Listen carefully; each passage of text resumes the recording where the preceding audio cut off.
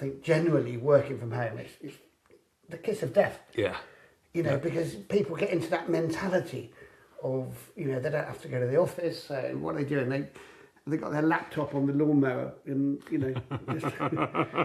So I think the skill set, getting the staff front of house and back of house, changed an awful lot, and I think people's mentality about drive and expertise and reliability really changed a lot.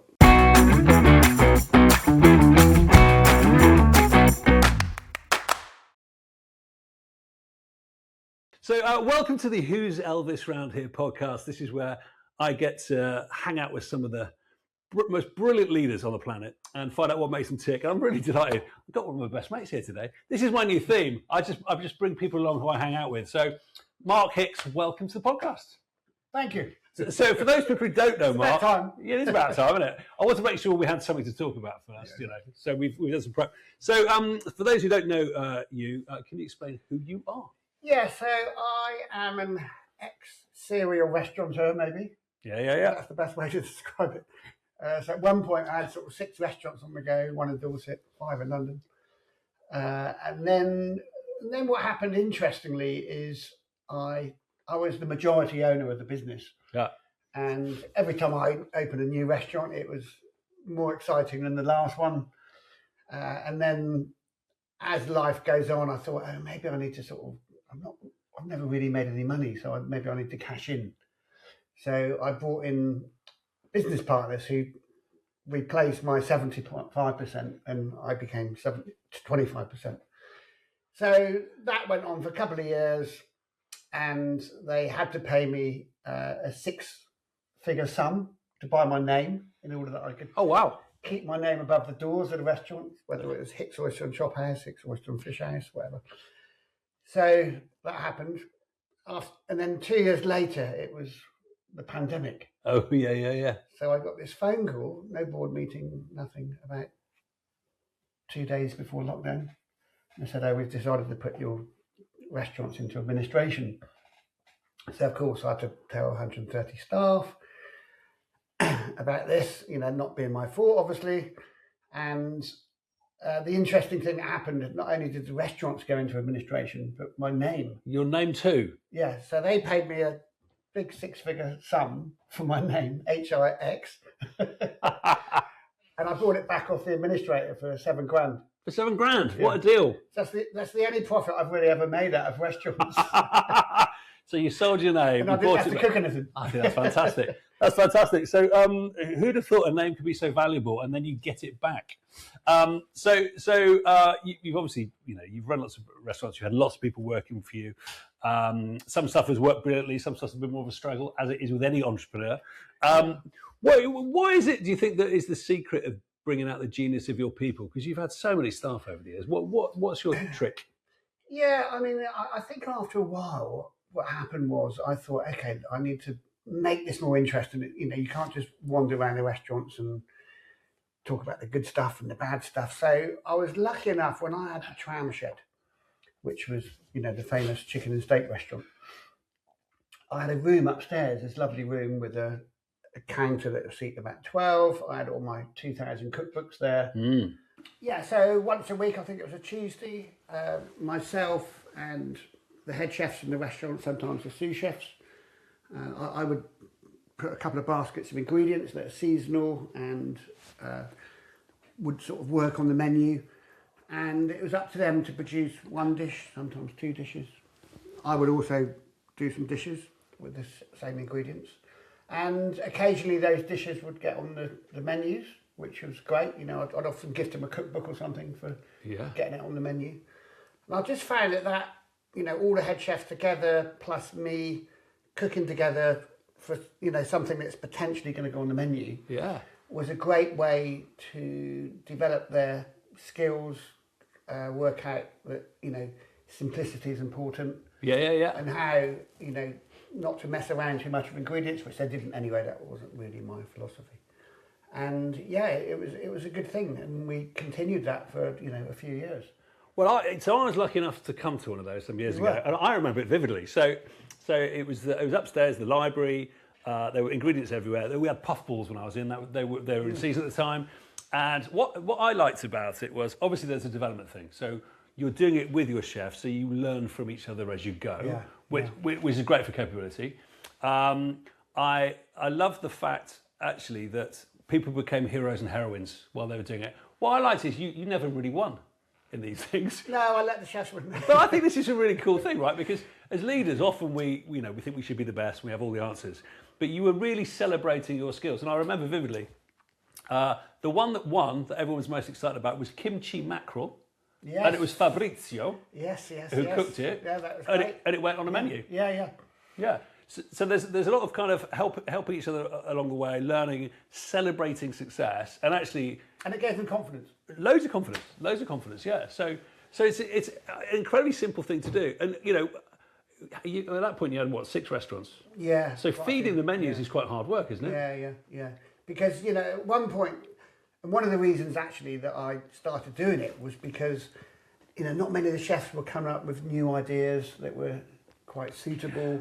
So I was the person that was coming up with the ideas and telling them what to do. Whereas I suddenly thought, let's get some input from, Brilliant. And I felt at one point that sometimes they were scared to suggest something or create a new dish. So this was a great way in front of all the other head chefs to produce something that was good and suitable for the menu, and not do something that was, rather than me say it, one of the other chefs would say, I don't think that's going to work. Yeah. So you're overcoming that kind of barrier. There's too many ingredients on the plate, or it's too complicated for what we do. I like that. And I think you also adopted a principle which I've seen at the Do Lectures. At the Do Lectures, if you go and speak, I speak for a living, I wasn't allowed to speak about anything I'd ever spoken about before. It had to be new. And I think there was a rule, you couldn't cook something you'd cooked before. Yeah, exactly, yeah. Because, the thing with food, there's always derivatives of something. If you've got a mackerel dish with a, squash salsa, for example, you could do a courgette salsa,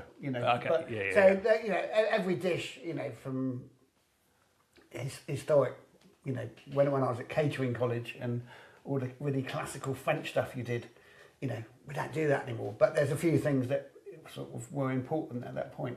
Got you. Sometimes they were techniques, sometimes they were combinations. Yeah, I like it. And what I couldn't quite get over was the kind of the speed of it all. Because when you were doing it, I know you were being relatively modest and saying, well, we might do 1 or 2 dishes. I've seen you do more than that in that half hour. And therefore you're thinking ahead, you're cooking, 3 things at the same time for actually different dishes. So I guess it gets you very good at thinking at speed. Yeah, thinking on your feet. Because when I do food festivals, I always do a demo with Mitch Tonks. And Mitch said, I'll bring this and I'll bring that. I said, no, why don't we use 1 ingredient or 2 ingredients, and we do as many dishes. So I always remember the time when I did the Padstow festival with Rick. And for a few months up to it, he was saying, what should we do? I said, cuttlefish. So he said, okay, and what else? I said, no, cuttlefish. Just cuttlefish? So between you and I, let's cook as many cuttlefish dishes. So he was shitting himself because normally, if he's doing TV stuff, he has things put in front of him. Yeah. And he, just shakes a pan a bit or chops something up. Very good at doing it, yeah. So I thought it was a good challenge, and he was very nervous. His guys in the kitchen said, Rick's a bit nervous about this demo with you. Yeah. But, what happened was we ended up cooking, 15 dishes. Amazing. Between us. All sorts of different, you could take a little bit of prep, like a half-cooked risotto or something. And so Mitch and I do exactly the same. We did one, actually, Padstow Festival this year, we did tinned fish. Tinned fish, that was all you did? And we did about 12 or 15 dishes. We were making pakoras from the tinned crab. Nice. Sort of ragu from the sardines. Yeah. Niçoise salad from the mackerel, that sort of stuff. So, rather than people just think, oh, tinned fish is just to go on toast. Yeah. No, of course. You can be creative with it. It's reasonable. It's always in your larder. Yeah. So if you want to knock something up quickly, then it's ready to go. And look, I've always had a belief which is creativity is often fueled by restriction. If you can choose anything, you don't have to be that creative. No, that's exactly right. I love just looking at something, or people say, where do you get your inspiration from? And they're expecting me to say cookbooks. Right. Or magazines. And quite often it's from a food market. Yeah. And the advice I give people, if they're doing a dinner party, don't plough through your cookbooks and write a list of ingredients, because you'll be disappointed when you get to the supermarket or market. Yeah. Go shopping, find your main ingredient first, And then you work it out. And then work left or right, and then it's seasonal and it matches. It doesn't overlap with other stuff, because some people go shopping with a big huge list. They're going to make a Thai curry or something, and they can't get half the ingredients. Yeah. So I think just cook with what you see in front of you, or What's fresh, what gets your imagination. Yeah. What's in season. So I heard somebody recently say that's the difference between British cooking and continental. I thought it was slightly disparaging, but but they were saying we do go to the supermarket, get our ingredients, whereas they do go and get things fresh and then work it out. Yeah. Well, look, a wonderful thing to do. What I really enjoyed about the Challenge Hix thing was there's an energy and a buzz. And what you're doing is the most kind of senior people in the business are practicing their craft together, but with a bit of fun without pressure. Yeah. But actually, not only are you growing yourself, it's R&D. You're coming up with new stuff for the business. So actually, everybody wins in that particular case. Yeah. And, they would say, like, a month later or weeks later, oh, do you think that dish would fit on the menu now, because it's like the end of autumn or whatever? And I say, yeah, absolutely. Let's make it again next week with some, more seasonal ingredients. So those dishes sort of revolve around the seasons. Yeah. So if it's a cheesecake I've recently been doing a squash cheesecake, sweet. Oh, okay. Like, bits of squash cooked in a sugar syrup. But like almost every month of the year, you can have a different topping. So when it comes into berries, blueberries, raspberries, wild strawberries if you're lucky, sea buckthorn, anything like that. Nuts in honey, all that sort of stuff. So you can actually have a different cheesecake every week or every month. Got you. Very nice too. And I also remember one thing from it. Sorry, it's just coming to my mind. Every now and again, you'd invite somebody along who wasn't the most senior, and it would be like a big deal for them, right? Because they get to hang out with like the head chefs. Yeah, so that was really important, because the head chefs couldn't always make it, so they'd send their sous chef along, or they'd accompany them. So that was a good insight. Because otherwise they're wondering, what do these guys get up to? Yeah. And it'd be aspirational, right? I mean, I'd be going, I've finally been invited. It's quite a big deal. Yeah. And we quite often used to get guests. It would have been front of house people. Nice. And I remember Jay Rayner actually came and did a film about it. Oh, really? Yeah. Very cool. Well, I like that a lot. Challenge Hix. So we've got an idea for how you get the most out of your people. I mean, I love the business story about buying your name back. I really enjoyed that. But slightly more hippie question. What gives you hope? Hope? Well, do you know what I enjoy now? People say to me, do you miss the restaurants? Of course you miss the restaurants. Yeah. But attached to the restaurants, there's a lot of other pressures, financial pressures, mental pressures. And the hospitality business it's got sort of worse and worse from, sort of post-lockdown. Working from home, I think is not that you would do that in a restaurant, but I think generally working from home is the kiss of death. Yeah. Because people get into that mentality of, they don't have to go to the office. So what are they doing? They got their laptop on the lawnmower, and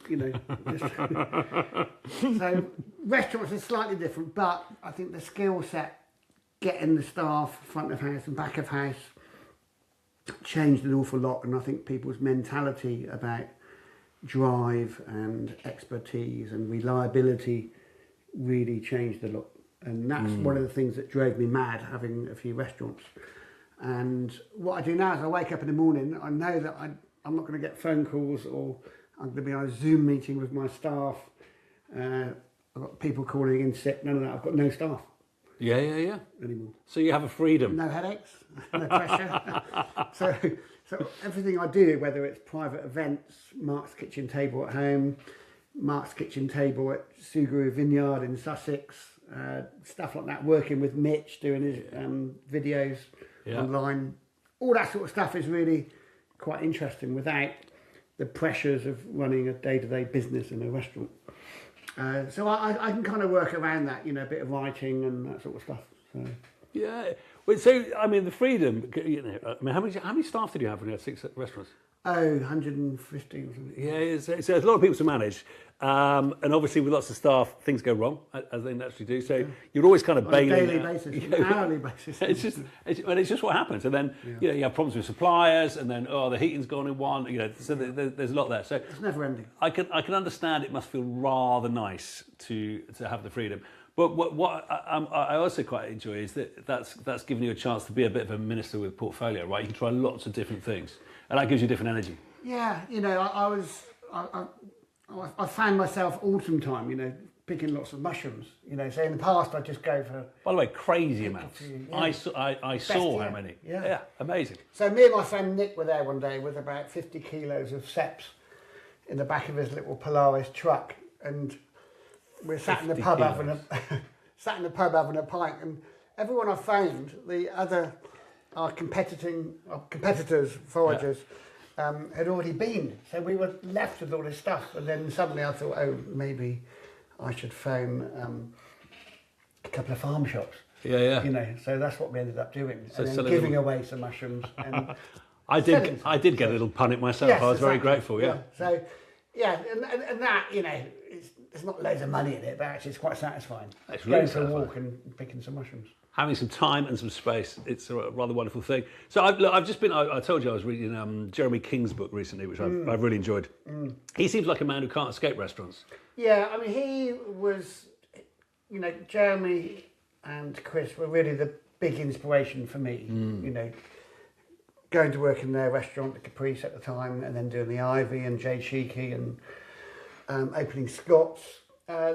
Their philosophy about, you know, restaurants, customers, all that sort of stuff, really sort of stuck in my mind and sort of changed everything and developed me for what was to come, I think. Yeah.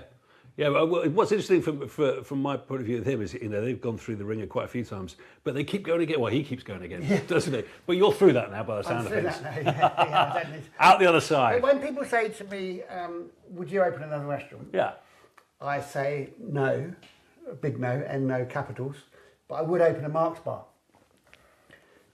So Mark's Bar, for those of you that remembered, was the basement of my Hix Soho site. A very dangerous place, as I recall. Yeah, and I opened that with Nick Strangeway, and our philosophy was the same as the food, really. Yeah. We would use as many British ingredients as we could, all the spirits, because back then, you know, there weren't really as many British spirits as there are now. Yeah. But we used to use as many as possible, and we would use stuff that had been foraged, seasonal stuff, make infusions, and yeah, we got, you know, a good reputation for Mark's Bar. It was a naughty underground bar. It really was. I mean, any time of day it felt like, you know, about 2 in the morning, and there's lots of reprobates in there. Yeah. I'm actively looking at the moment to do a Mark's Bar. So a Mark's Bar could be with Nick, the old team back together. Yeah, so it could be a basement site somewhere that no one knows what to do with. It could be anything. Okay. Well, we will see. I'm sure the world will welcome it back. So Mark's Bar is something that's exciting in the future. What other stuff you got coming up? Well, quite a few events and stuff. I've just got my new book that I've launched with Nettie Wakefield. So years ago, I used to have this Andy Warhol cookbook, which was quite a big thing, quite a valuable thing, and I had to sell it during lockdown, sadly. Right. And I always thought to myself, maybe I should do my own version. So it was called Wild Raspberries. It was his grandmother's recipes and his illustrations. Oh, wow. Okay. So about 2 years ago, I hooked up with Nettie Wakefield, who illustrated my Hooked book. Yeah. And I said, should we do this sort of Warhol-esque project together? So we got to work on it, and we did 28 species of fish, handwritten. Nettie did the illustrations. So they sell as sort of A3 prints. And then I thought, okay, let's do a book, a coffee table book. It is a cookbook, but it's very abbreviated recipes. So Nettie loved that idea. We self-published it, and gorgeous. You know, so all of the 28 images are in the book, which you can see. Very nice. You can buy these through our website, and Yeah, so these are £90. The prints vary in price really, depending on the editions. But they're about 350 quid. Yeah. Very nice. But again, so, with a bit of time and space, more creative opportunities. So something you might not have done if you were running restaurants. And you've always loved your art, right? So an art's been a big part of your life. This is a good a sort of record of Nettie's drawings and our sort of abbreviated recipes. Very, very nice too. And I bought you a little present. All we got? Some pan forte. Oh, hello. Look at this. Every so often, I have a couple of times a year, I clear out my cupboard of nuts and dried fruits and that sort of stuff. Oh, fantastic. And I think this is a perfect thing to make, really, because it uses up all that stuff, so you can start again. And this is great with a cup of coffee. Wonderful. Cheese Well, I'm looking forward to getting into that. A lot of the time I have to do people remotely. I invited you face to face, just in case. Edible gift. Exactly. Well, look, it's been fantastic having you here. For those people who want to get a bit more into Mark, Substack? Substack, yeah. So I've stopped writing for the Telegraph now, sadly. That was a sort of 3 or 4 year project. Yeah. I'm on Substack, so you can join Substack as a paid subscriber for £5 a month, which is much cheaper than 4 newspapers. Or you can just follow the blurb. But if you join for £5 a month, you get the recipes every weekend as well. Excellent. And what's the hottest recipe for this time of year? Well, I've been doing pies because it's pie week coming up. Yeah. So I did the famous stargazy pie, but with lobster and chicken. Oh, very nice. Which I'm doing at the Three Horseshoes. Okay. When is that? Next week? Yes. With Margot Henderson. Oh, lovely. Yeah. And then so I've done a couple of weeks worth of pies. Excellent. Sweet, savoury. Yeah. So for those people who want to get into the creativity that Mark is now flourishing in with his freedom, check out his Substack. But quite a few events. So I'm doing an event at Tresillian House in the summer. Very nice. Yeah, down in Cornwall. So Johnny used to work for me, so you can get tickets online for that. We're doing our tonics on tour. Portugal. For various events, and the main one is Portugal. So it's a 2-night visit to Quinta de la Rosa. Amazing. With Mitch. Yeah. And I think there might be a few tickets left for that. Excellent. So, Lots going on. Dinners, wine tastings, all that sort of stuff. Well, it sounds like the portfolio is a lot of fun. It sounds like it's suiting you very well. Well, it's been great having you in today. Actually, to have somebody in the studio with me is quite a joy. So thank you for everything you shared. And obviously, tune in to the next podcast coming soon. It might not necessarily be in person with a fabulous celebrity chef, but we'll do our best to follow that.